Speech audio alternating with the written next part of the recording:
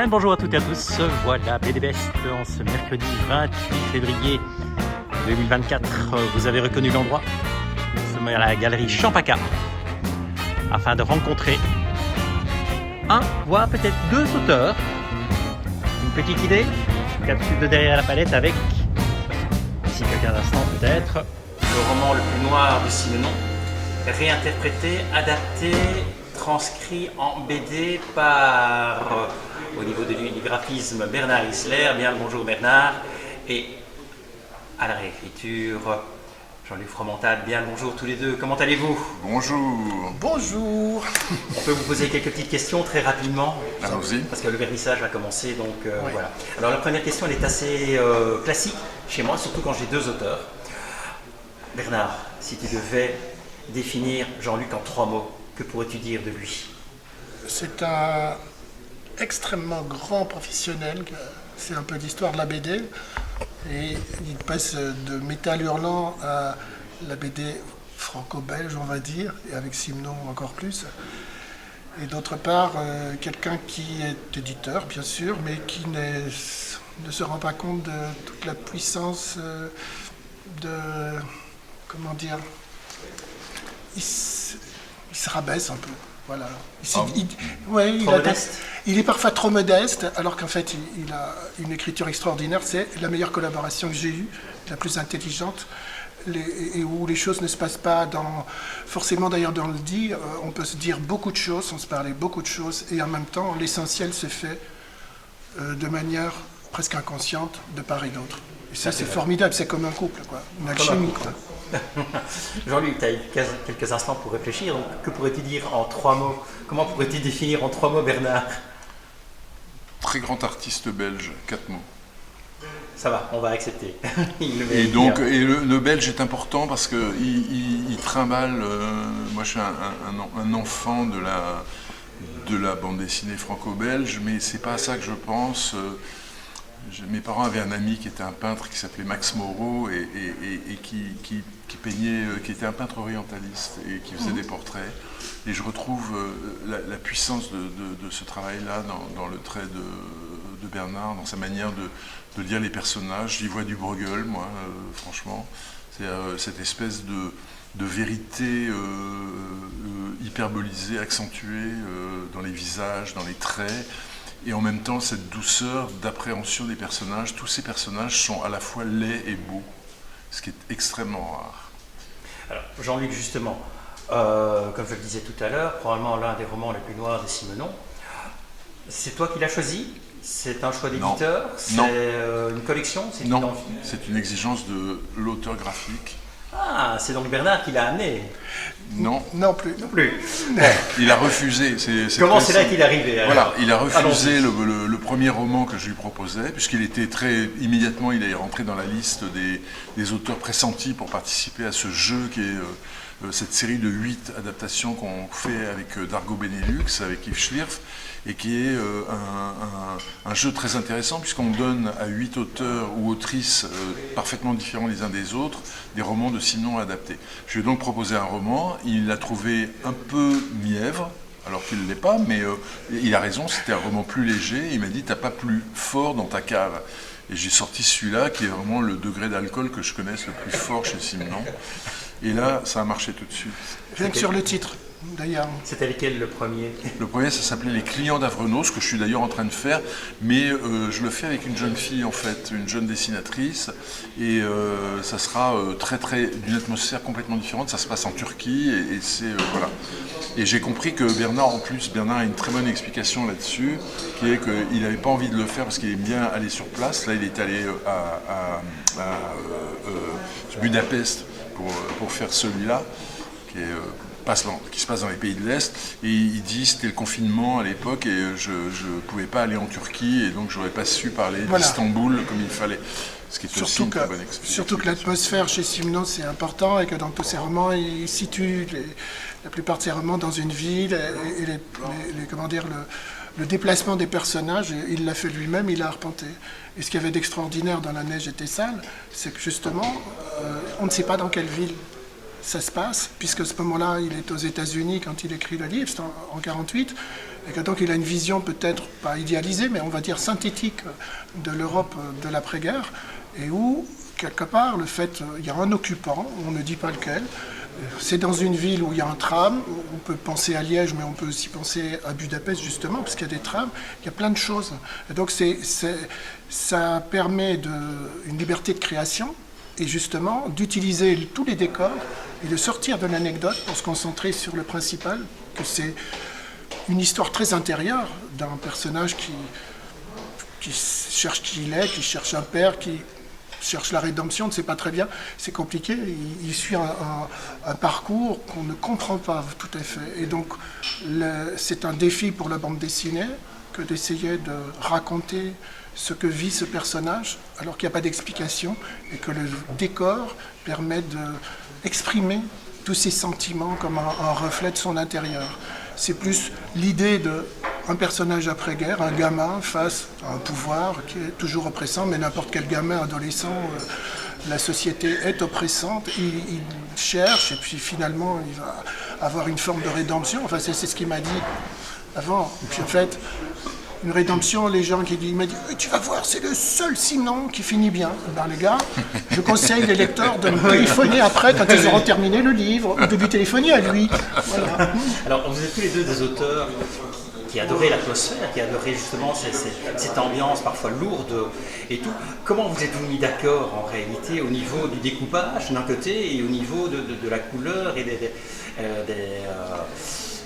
Alors moi j'ai cette atmosphère lourde en utilisant des couleurs différentes, parce que finalement tu utilises ton art à merveille en utilisant différentes teintes et différentes couleurs à différents moments, et on retrouve ton découpage que tu aimes bien faire. Donc comment vous êtes-vous mis d'accord pour travailler ensemble sans vous taper dessus? Moi j'ai une technique qui vient du travail que j'ai fait pendant des années pour l'audiovisuel, la télévision et le cinéma, qui consiste, quand j'écris un scénario, que j'adapte ou que je crée, c'est à donner le moins d'indications possible au dessinateur.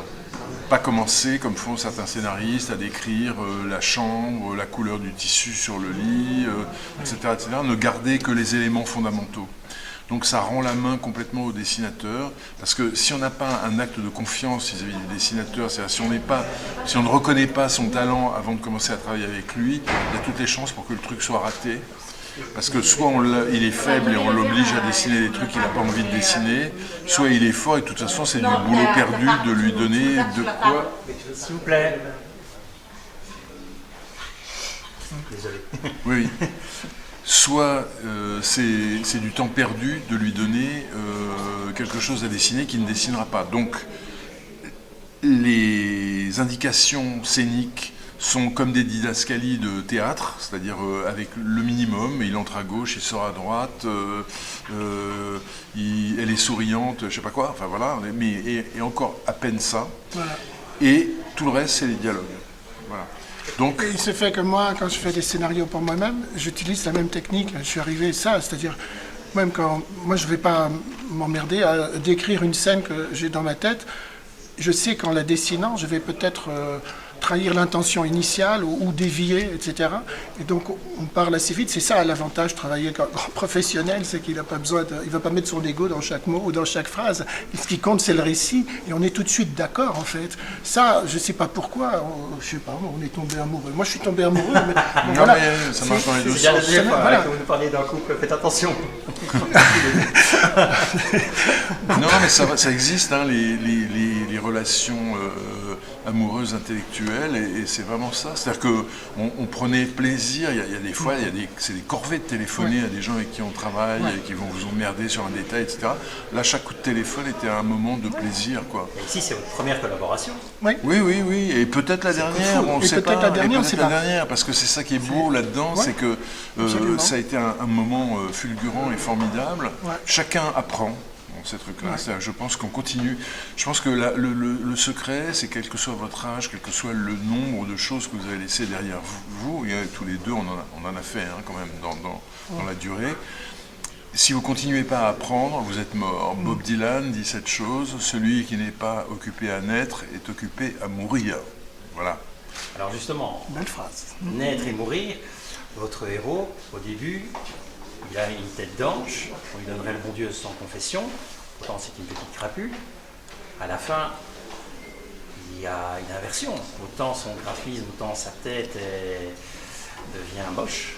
Sincèrement, il a été tabassé et tout, et autant il devient plutôt sage et rédempté, je sais pas, on peut l'utiliser, on peut pas l'utiliser, parce que bon, vous n'étiez pas tout à fait d'accord. C'était une volonté d'inverser comme ça le graphisme avec la mentalité et la personnalité même. Sur le personnage dès le départ, Jean-Luc m'expliquait ça, et donc assez vite je me dis oui, voilà, je lui mets des lunettes noires, il va les perdre, il a une étoile rose et elle se déchire, elle se découd, elle tombe et tout, et à la fin c'est l'homme nu.